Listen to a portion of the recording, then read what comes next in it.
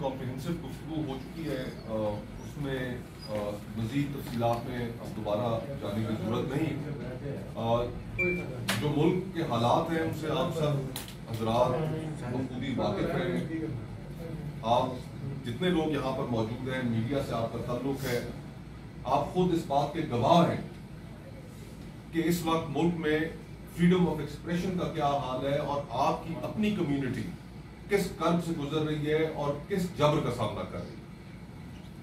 As we speak आज मुताद्दिद पाकिस्तान के Namvar anchors आज वो अपना उन्हें शो से हटा दिया गया है, चैनलों से हटा दिया गया है, उनकी आवाज बंद कर दी गई है। आज से सिर्फ हफ्ता डेढ़ हफ्ता कबल एक सहाफी उनको अरेस्ट किया गया मीडिया टाउन से, उनकी रिहाइशगाह से, सिर्फ इस पादाश में कि उन्होंने एक ट्वीट की थी। और जब उनकी अरेस्ट की खबर सुनी तो मैं उनके ट्विटर अकाउंट पे गया और मैंने वो ट्वीट देखी तो कोई ऐसी काबिल एतराज बात नहीं थी कि जिसकी वजह से उनको अरेस्ट किया जाता। और ये facts and figures on record बातें हैं कि इस वक्त सिर्फ इस साल के जितने महीने गुजरे हैं, इन पिछले 7 महीनों में, जब से पीका का कानून आया है, इन 7 महीनों में 99 सहाफी हजरात उनको नोटिस जा चुके हैं पीका कवानीन के तहत।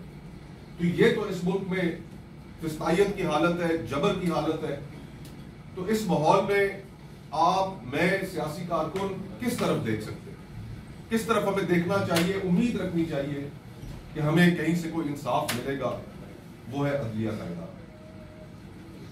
और अनफॉर्चुनेटली जहां पर ये हालात हो जाए कि सुप्रीम कोर्ट के जजेस, हाई कोर्ट के जजेस बाहर आकर कह रहे हो कि अदलिया आजाद नहीं है, तो वहां पर आप और मैं इंसाफ के लिए फिर कहां जाए।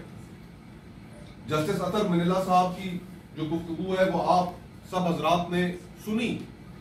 उन्होंने कहा इस मुल्क में अदलिया आजाद नहीं है। कल जो खतूत सामने आए जस्टिस बाबर सत्तार साहब के और जस्टिस इसाक साहब के इस्लामाबाद हाई कोर्ट में, उसमें उन्होंने क्या कहा कि इंडिपेंडेंट माइंडेड जजेस को साइडलाइन किया जा रहा है, अदलिया आजाद नहीं है। तो जब इस मुल्क में इस तरह के हालात बन जाए तो उसमें हमारे लिए बड़ा मुश्किल हो जाता है कि हम कौन सा दरवाजा खटखटाएं। लेकिन बात और एतराज करना हमारा काम है। हम इन इश्यूज को लोगों के सामने, अवाम के सामने रखते रहेंगे। और इसी ज़िम्न में इत्तेहाद ने ये एक फैसला किया है कि आने वाले हफ्ते में हम अदलिया की कारकर्दगी के ऊपर, खसूसन लॉयर्स मूवमेंट के बाद से जो अदलिया की कारकर्दगी रही इस मुल्क में, इफ्तिखार चौधरी साहब से लेकर या आफरीदी साहब तक, उसका ये टाइटल होगा। और हम एक अदलिया के ऊपर एक व्हाइट पेपर अगले हफ्ते जारी करेंगे कि जिसके अंदर एक ऑब्जेक्टिवली हम अदलिया के जितने चीफ जस्टिस साहिबान गुजरे, उनके दौर में किस किस तरीके से इस मुल्क में आईन की वायलेशंस होती रही, इस मुल्क में ह्यूमन राइट्स की वायलेशंस होती रही, पॉलिटिकल पार्टीज को दीवार के साथ लगाया जाता रहा, पॉलिटिकल विक्टिमाइजेशन होती रही, और किस तरह हर उस दौर में उस वक्त की जो अदलिया थी आज की अदलिया के समेत किस तरह एस्टैब्लिशमेंट के हाथों में खेल कर डिलीवर करती रही। ये हम सारा अगले हफ्ते एक व्हाइट पेपर जारी करेंगे। और इसके अलावा कल हम एक पिटीशन भी फाइल करेंगे। मैं जाती हैसियत में भी पिटीशन फाइल करूंगा सुप्रीम कोर्ट में, और वो इस चीज के मुतालिक होगी कि जो प्रैक्टिस एंड प्रोसीजर कमेटी के अंदर फैसला किया गया कि 26वीं आईनी तरमीम, ये तो जस्टिस मंसूर अली शाह साहब का और जस्टिस मुनीब साहब का खत सामने आया तो हमें हकीकत पता चली, वरना तो ये हकीकत किसी को पता ही नहीं थी कि प्रैक्टिस एंड प्रोसीजर कमेटी के अंदर हुआ क्या। मेजॉरिटी ने वहां पर फैसला किया कि 26वीं आईनी तरमीम का केस पूरी सुप्रीम कोर्ट सुनेगी। जस्टिस चीफ जस्टिस या अफरीदी साहब माइनॉरिटी में थे, लेकिन मेजॉरिटी का फैसला नहीं माना गया। रजिस्ट्रार सुप्रीम कोर्ट ने वो केस फुल कोर्ट के सामने लगाने से इनकार कर दिया।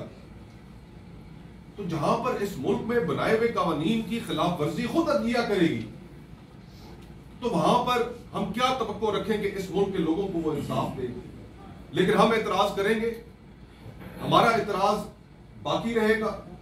कल ये पिटिशन भी फाइल करेंगे और वहां पर उस पिटिशन में जो हमने मुहरकात इख्तियार किए कि आज भी वो फैसला अपनी जगह पर मेजॉरिटी के साथ स्टैंड करता है। जस्टिस मंसूर अली शाह साहब का, जस्टिस मुनीब साहब का जो प्रैक्टिस एंड प्रोसीजर कमेटी का फैसला था वो मेजॉरिटी का फैसला था और हम यही चाहेंगे कि केस उनके फैसले के मुताबिक फुल कोर्ट सुप्रीम कोर्ट में सुना जाए। तो ये चंद गुजारिशात थी जो आपके सामने रखनी थी। हम खराज तहसीन पेश करते हैं जस्टिस बाबर सत्तार साहब को, जस्टिस एजाज इसाक साहब को कि इस तारीकी के दौर में उन्होंने करेज का मुजाहरा किया। अपने खतूत में उन्होंने वो बातें लिखी जो सियासतदान और पॉलिटिकल पार्टीज तो कब से करते आ रहे हैं। हम खराज तहसीन पेश करते हैं जस्टिस अतर मेनला साहब को कि जिन्होंने खुलकर एतराफ किया अपनी गलतियों का, बताया कि इस मुल्क में इंसाफ की राह में क्या रुकावटें हायल है। ये बीकन्स ऑफ होप है। हम इनके करेज को, इन जज साहिबान के, इनके इंटेग्रिटी को हम सलाम पेश करते हैं और उम्मीद करते हैं कि जिस तरह उन्होंने अपने खत में कहा, जस्टिस बाबर सत्तार साहब ने अपने खत के अंदर एक चीज लिखी, एक जुमला उन्होंने लिखा कि मैं तमाम जो जज साहिबान है उनके अंदर एक इनेट क्वालिटी है, वो भी इंसान है कि उनको भी नजर आ रहा है कि हमारी अदलिया के साथ, इदारे के साथ क्या हो रहा है। उनसे अपील करता हूं कि वो एक डिसेंट बिहेवियर दिखाएं। आज हमें वो देखने में नहीं आ रहा, लेकिन वकला तंजीमों से भी अपील है कि वो भी इस मौके पर आगे बढ़े, इन खुददार जजों के साथ खड़े हो। हम पॉलिटिकल पार्टीज कब से ये बातें करते आ रहे हैं और इंशाअल्लाह ताला इस गुफ्तगू को हम मजीद जारी रखेंगे। आप सबका बहुत बहुत शुक्रिया।